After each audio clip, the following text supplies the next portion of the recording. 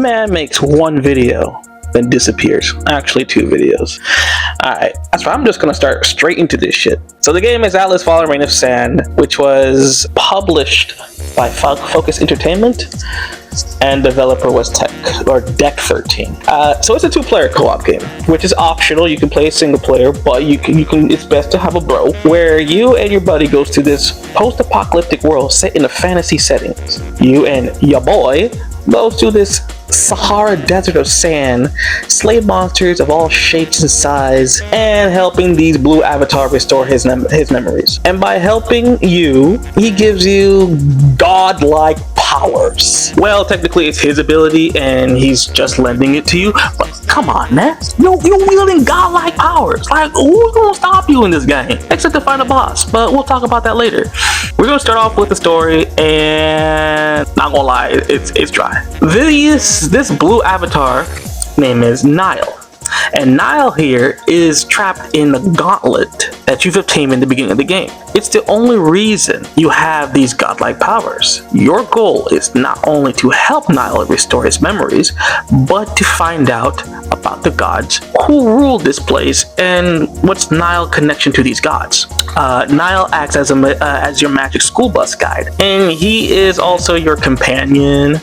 Makes you wonder if Nile is even real, or is the desert he kicked in and I'm just a homeless guy lost in the desert.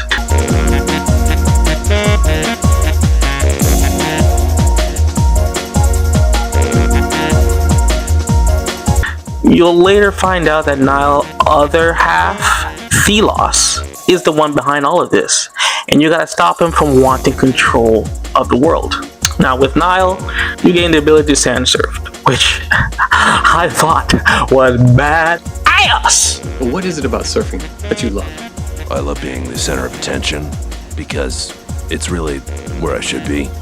And I love the looks my ladies give me, you know, a little glint. I love that. I love holding the ladies. You know what I'm talking about? He also gives you the ability to do air combos, you know? And I mean air combos. It makes Ultimate Marvel vs. Capcom 3 looks like a cheap version of Street Ball. With Atlas, allows you to stay in the air with your opponent until they die. You can stay there forever. Forever.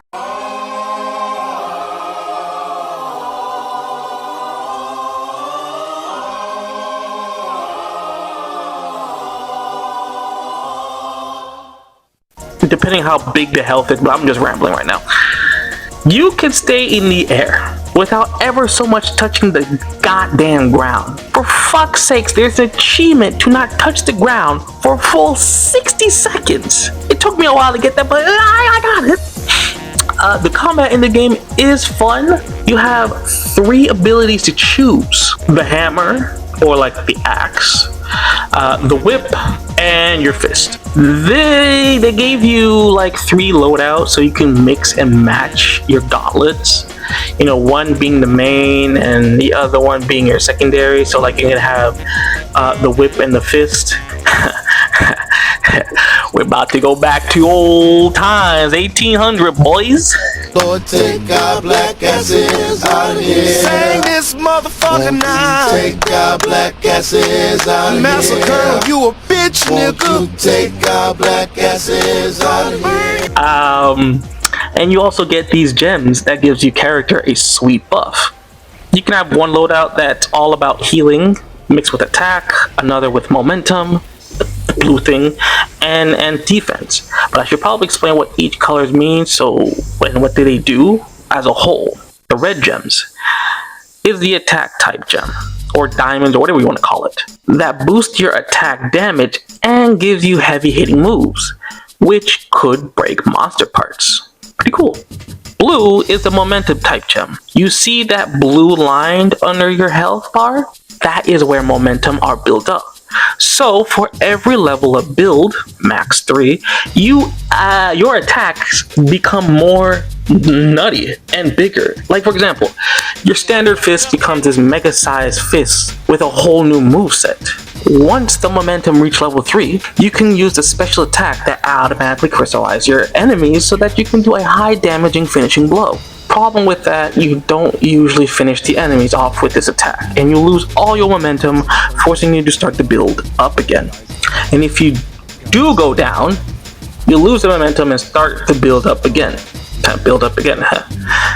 It's annoying at first, but with the blue gems, you can build momentum faster from just attacking or defending or even parrying.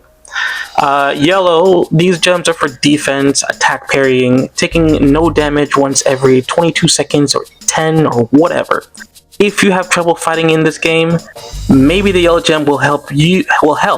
And if you're still getting clapped, maybe you should uninstall the game and play something at your level. Green is by far the best one here. With the green gem, it's all about healing. You can create a healing barrier. You can heal rather than take a blow that could kill you. Whatever it is for you to keep you alive. With all these gems, you can upgrade them to make them even more stronger. I only found out about that near the end of the game. Either there is a tutorial about it, or this game poorly explained what these can do. You can only collect them either by finding treasure, doing certain quests, or go to a location where you need to figure out the puzzle so that you can be rewarded. And the puzzles in the game, I remember being stuck in this one specific puzzle for like a good 40 minutes, almost an hour. We're a bunch of retards. Honestly, we're a bunch of retards. If you're like me, you care about one thing, and that is drip. Each drip in this game comes out furious, mean mugging. But it's not just look. Each outfit can give you small amount of buff. Compare the same amount of colored gem. So, if you want to unlock your potential, make sure you get the perfect gem, jewels, whatever, and the right drip. And you too can be like Gohan after unleashing his potential. Is there anything bad about this game? Now there is 3 hotspot location you be in where you can interact and buy merchandise and so on. Let me explain. Alright, there is stuff that's bad about the game. The first one is a desert. The second one is an underground cave. And the third one is a desert? Really? I get this is Atlas Fallen Rain of sand.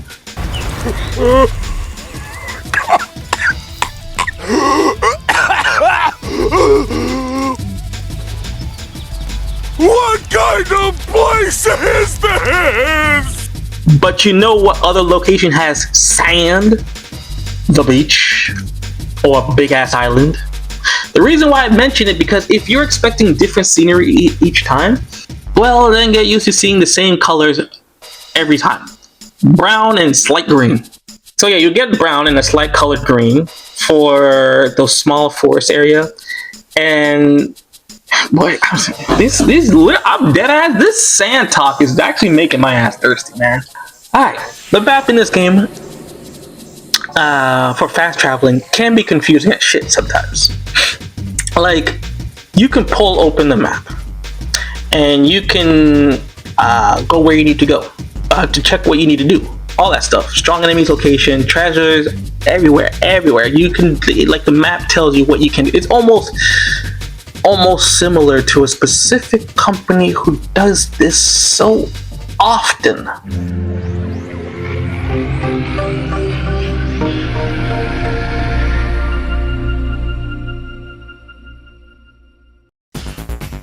But when you do try and fast travel, all right, all of that this pinpoint location, like these interests, they're gone, right? All you see is a basic ass map. Oh, and if you do want to fast travel, you can't just fast travel to another part of a game. Yeah, I mean, like, you have to fast travel to another part in the game. And what I mean is, if you're like at the desert, like say you're in desert 2, but you want to go to desert 1, you have to fast travel close to the underground cave, go inside the cave, and come out in a different section of the cave where you end up in desert 2. You get what I'm saying? you're in Desert 1 and you want to go to Desert 2, but you can't go to Desert 2. You have to go to the underground. Hey, but guess what? You can't not travel to the underground. You literally have to fast travel to the nearest underground cave, go in the underground cave, come out of the underground cave in a different area, then you're in Desert 2, and then you can fast travel anywhere in Desert 2. Does that make sense to you? I'm sorry, are we not gods? In a cosmic sort of way, yes. Should we not have the ability to fast travel anywhere without a tedious runaround? Oh, and there is a fourth part of the map, which is strictly for Nile, because that's the only place where you can control Nile and use him in combat. Which, by the way, if you're also expecting a different combat play when you're using Nile, slight difference. Kind of, maybe. And now let me get to the final boss in this. The final boss, or the ending of the game, was weak as hell. Thelos, Sun God, the game final boss, and the other half of Nile used a servant of the gods as his vessel to fight us mere mortals with godlike powers. Okay, cool. Now, after you've defeated him, that's it. GG's. What the fuck else you want me to say? It felt kind of anticlimactic. Like, you're supposed to be like the sun god, and that's it. You just die, and you just gives up like that. That's it. I'm done, bro. I'm going home, bro. I can't beat these mortals. I was hoping, like, I don't know, he'll grab Nile and teleport him into another area to have a final fight against him. All right, because Thelos and Nile, they're pretty much the same. Nile even said, Thelos is my other half, my dark half. So why not grab Nile and teleport him into another area? I mean, because you're gods, and then we have another final fight amongst us, like a final fight. Like, you are a super villain. You are no, actually, I wouldn't call you a villain, but you are a god, an evil god who wants to take over the world. You lost to the mere mortal, and then that's it, and call it quits. Bruh, come on, man. We defeated the vessel who temporarily gained godlike powers, just like us. And then Thelos lost. Game over, he's done. Nile won, Nile probably absorbed him, and then, combined as one, and then literally that's it. I'm still a god.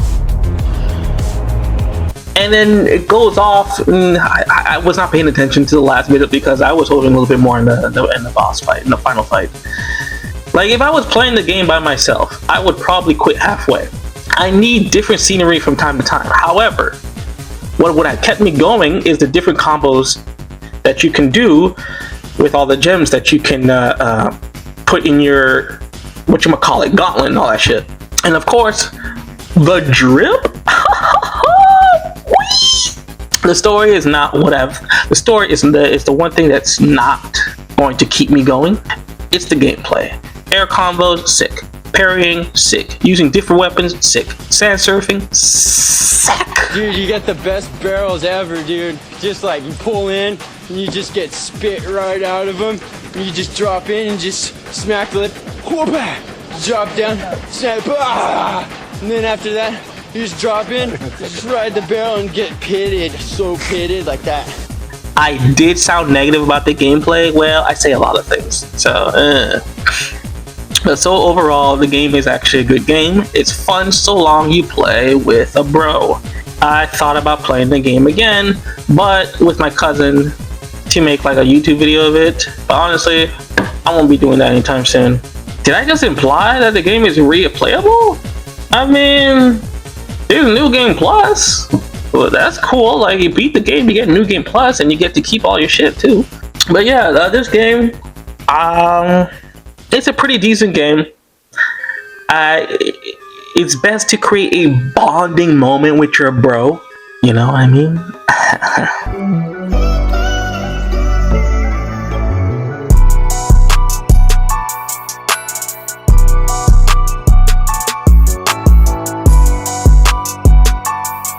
Thanks for watching and listening.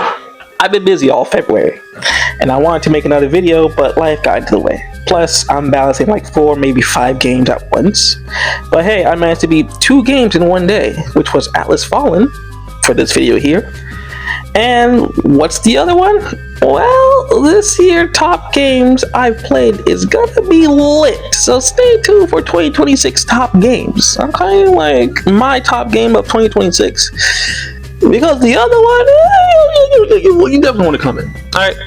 Oh, I know I was gonna make this video for March too, but like I said, life got in the way. I got lazy. But I'll try to do more effort. Plus, I am using this new mic. Let me know what y'all think. I really want to know. Be right there. Well, that was a lie. 1 second. 1. I said I'm coming.